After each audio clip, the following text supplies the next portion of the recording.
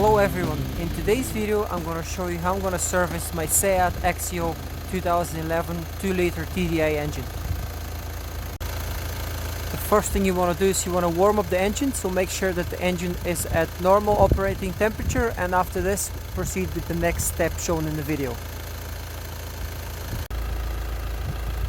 In my case, I'm going to use a pair of ramps to raise the vehicle. You can use obviously a jack or a jack stand, axle stands, whatever you have on hand. If you have a car lift, even better, but in my case I'm going to use these ramps. They're a little bit taller, hence I'm putting some wooden planks to raise the vehicle a little bit so I don't scratch the front bumper.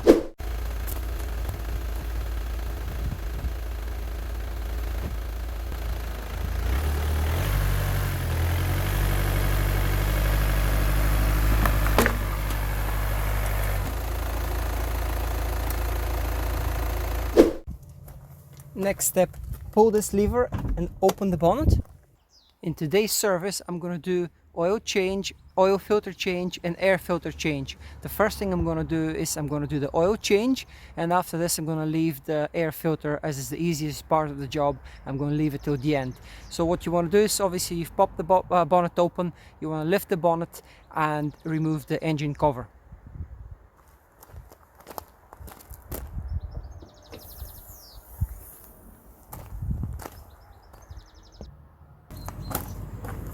All you want to do is basically pull up gently.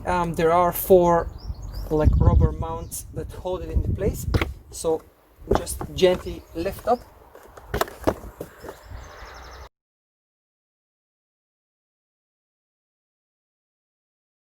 Now some of this foam deteriorates over time, so I'm gonna remove some of this because it's starting to make a complete mess, and it's just falling apart, as you can see. You may not have to do this, but just because when I removed the engine cover, I got this foamy stuff and it's deteriorating, so I'm gonna clean this up with compressed air before it gets anywhere. When I open obviously the oil filter, I don't want this to enter inside the engine.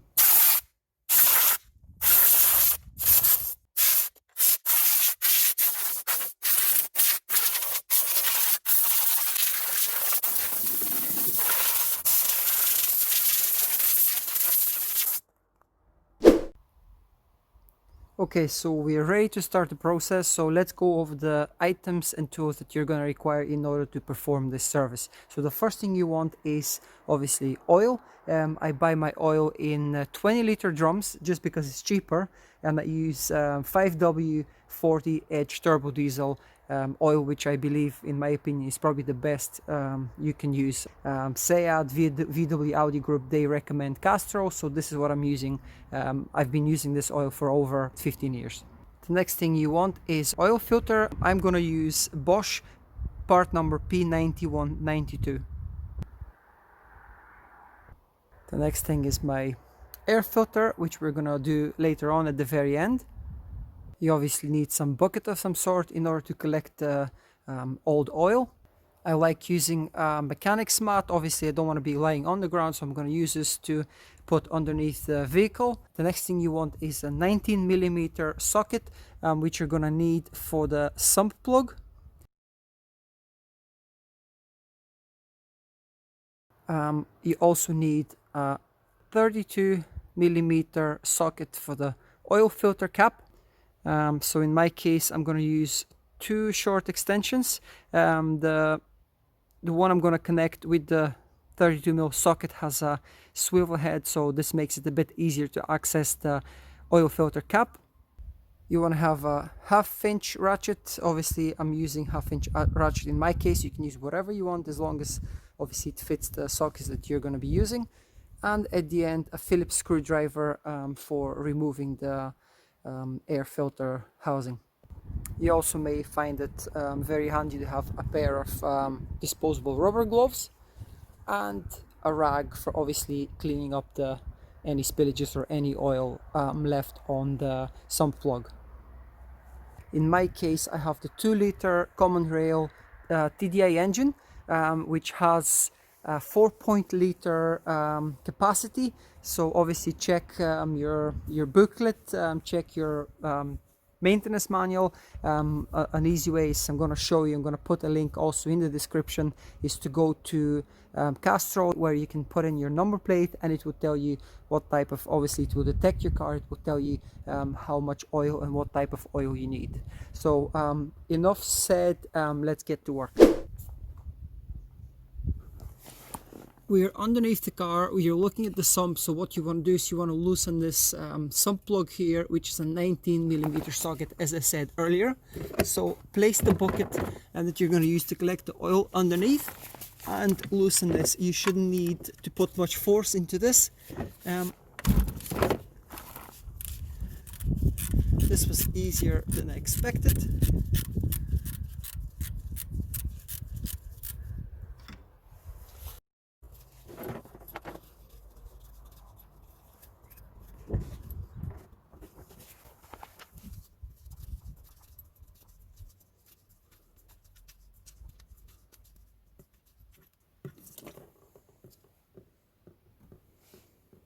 Let the oil drain, and what you can also do is you can loosen the oil filter cap.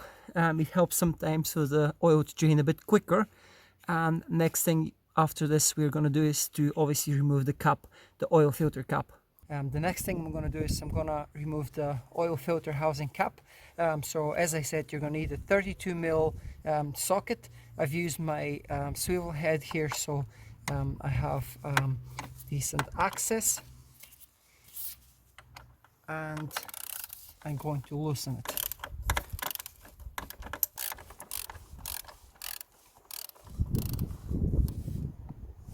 Okay, so the oil filter cap holds the oil filter, so just be careful. I recommend you put a rag around the cap when you lift it up, because you're going to spill some oil.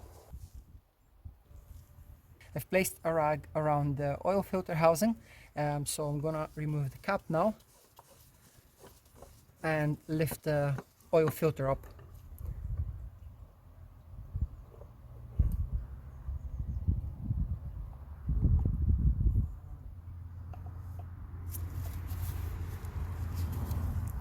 As you can see, this is the old oil filter.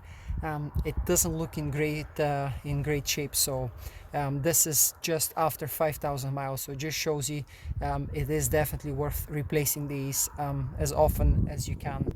So this is going to go in the bin, and I'm going to install the new oil filter on this cap. Okay, at this point we're going to assemble everything. We're going to put the new oil filter in the cap, and then we're going to reinstall it. But just wanted to give you a few tips.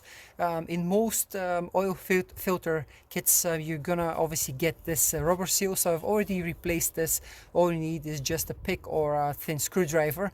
As you can see here, there's a little slot, so you can lift it up and obviously replace it. So I've done that off camera. Not going to waste your time with this. And in some kits, obviously the more expensive ones, you get a sump plug. If you have that, replace it with a new copper washer. In my case, I don't have a new plug, so I'm going to reuse the old one. But basically the way it works, the way you want to install it is this is your obviously cap. So you just want to push this and it clicks in place. It's not going to fall off.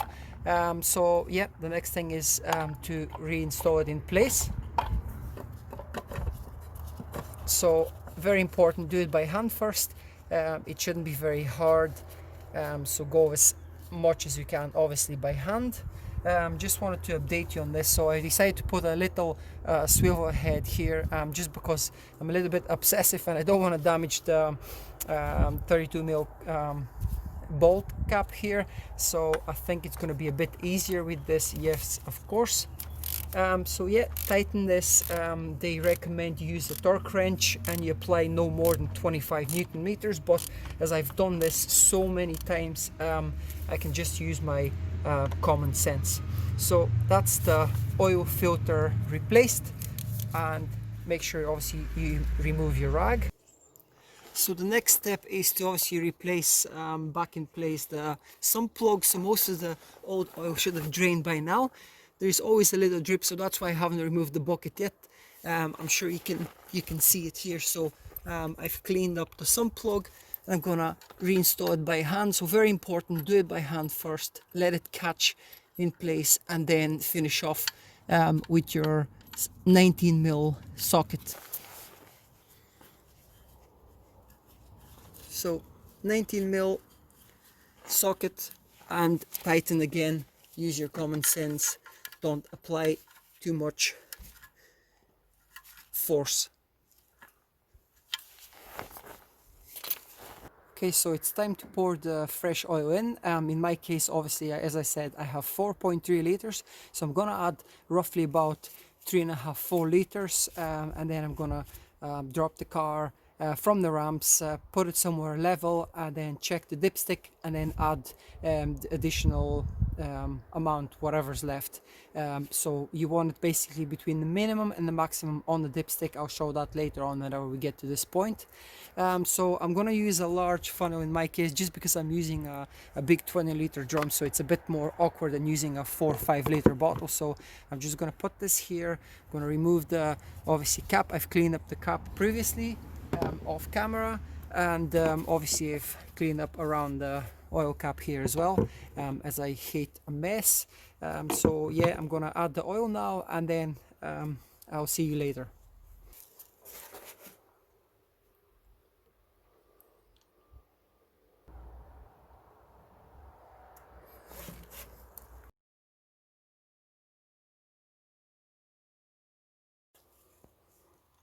Okay, so I have roughly about 3.84 liters at the moment, so I'm gonna replace the cap and drop the car off the ramps so it's nice and level, and then we're gonna check the oil level again, and then we're gonna add the additional 300-400 ml oil or whatever it's needed.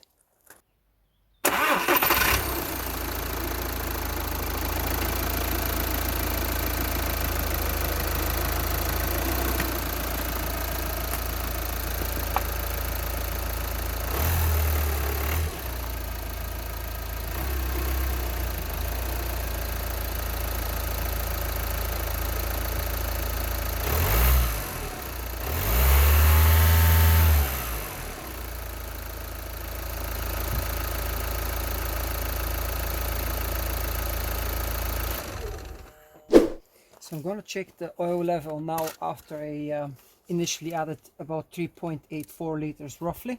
So obviously pull the dipstick, clean it up nice. So you basically want to see this is your minimum, this line here, and this is your maximum here, and this is the somewhere basically what they recommend as perfect. Just little grooves here. So I'm gonna clean it up nice and dry. Insert it fully and pull out.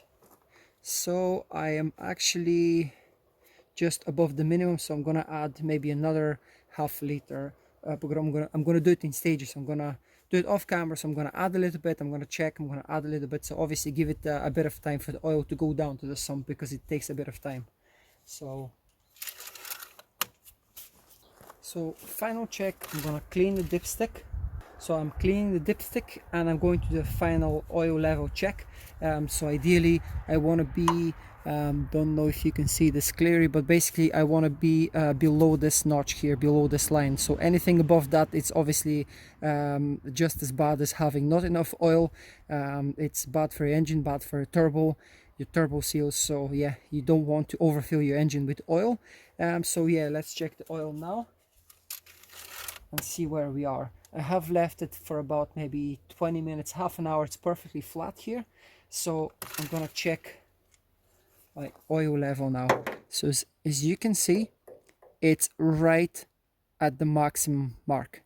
So I'm perfectly happy with this, and I'm gonna leave it like that. I'm gonna drive it to work and back, and then I'm gonna check the level once again, just in case. But once you obviously start the engine, just before I took the car off the ramps, obviously it circulates through the oil filter, so you should be basically where you want to be. So just remember, this is the maximum mark, this is the minimum mark, and I'm just right here.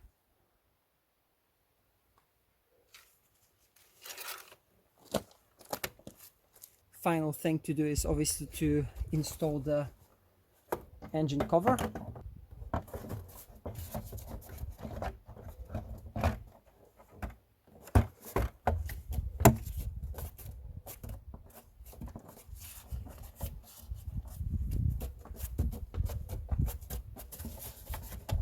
Okay, so that's it.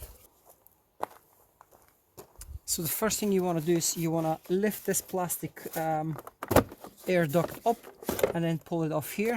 So that's the first part that needs to come off in order to get to the air housing.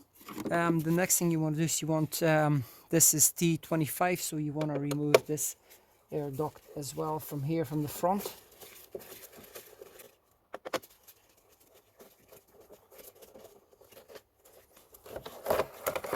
This is how easy this comes off as well. Now you need Phillips screwdriver, and you're gonna remove this here. So these two Phillips screws.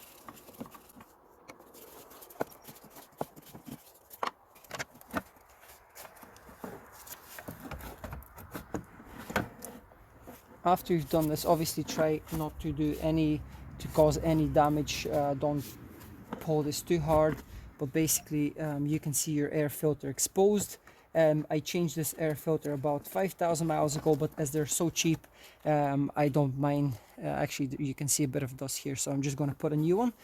Before I do that, actually, I'm going to use a bit of compressed air in order to clean the air box, just because there's quite a lot of leaves and stuff.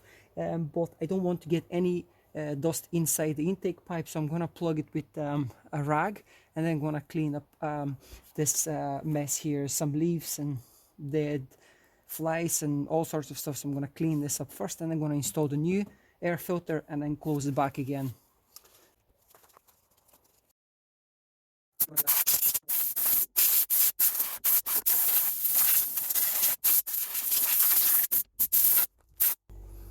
Okay, so this is the old air filter. I'm gonna throw this away. I'm gonna remove my rag. Obviously don't want to forget it there, and I'm gonna just go and install. Actually, I don't need my gloves now, so I'm gonna install the new air filter. Just lift this out of the way so you can gain a bit more access.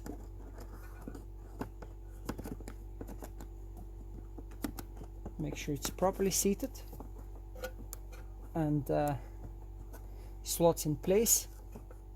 Then, as you can see, you have two little catching legs here. So what you want to do is you want to rotate this gently. It will engage in place, and then all you have to do is just push it down.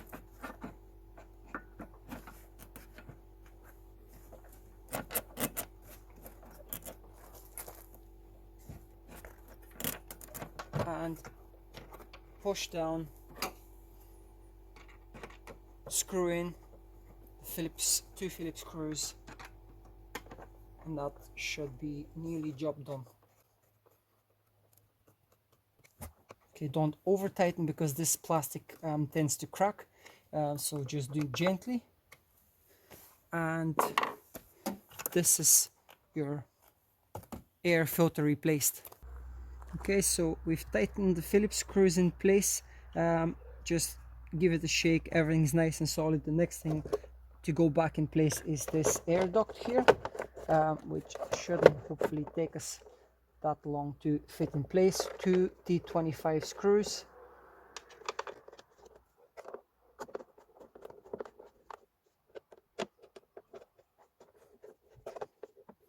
Again, be gentle, don't over tighten as you might break it.